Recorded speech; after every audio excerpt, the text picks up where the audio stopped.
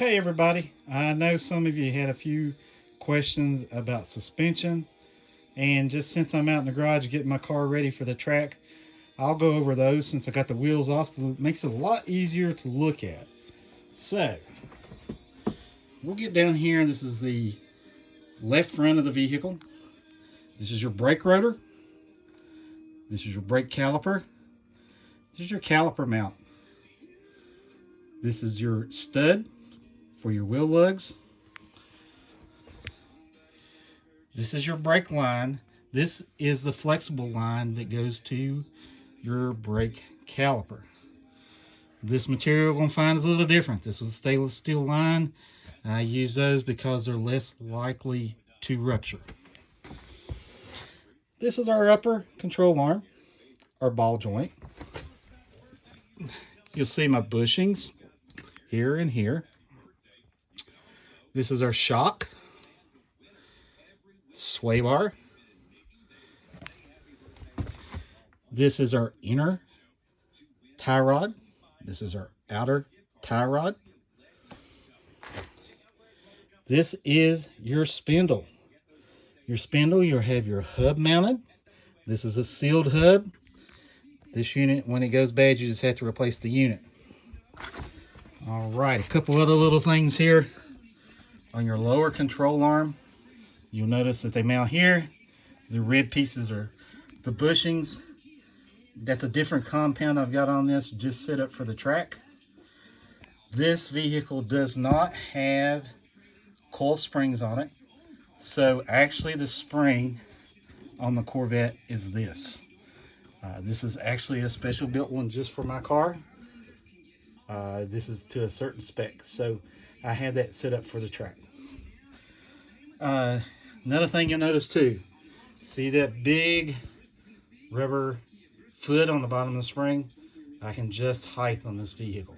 So things a little bit different on this than what you're going to find on a regular street car. Let's talk about brakes. This is your reservoir on top of your master brake cylinder. This line goes to your front brakes. This one goes to your rear brakes. This is your electronics to let you know when your fluid is low, and it helps with part of ABS. This is also a booster to give it more pressure when you're applying the brakes. All right, show you a couple other things while we're at it. This is the alternator. You can see with the fins here to keep it cool. This is actually inside here is where you're going to find the little wiring that magnetos is doing the charging. You'll notice that I have less than 3/4 inch of play. Still had the air conditioner on the car. This is a compressor for the air conditioner. This upper pressurized line, you're going to notice that this is not rubber. This is stainless steel. This runs a lot of pressure and goes down to a power steering pump just behind this pulley here. All right, underneath that pulley, if you see just below that is an idler. And then right here is the water pump on this particular engine.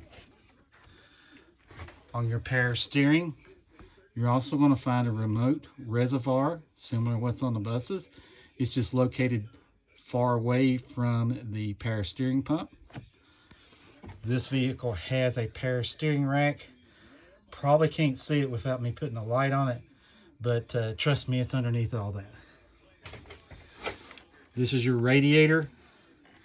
This one has a electric fan system on it, and this is one of the fans here. All right, so I'm hoping that helps you out a little bit. Just a few tidbits. If you got any more suspension parts, any part on a vehicle that you'd like to ask questions about on these buses or on a large rig, just send me a message like you have, and I'll be glad to try to clear that up for you. Y'all have a good evening, and thank you.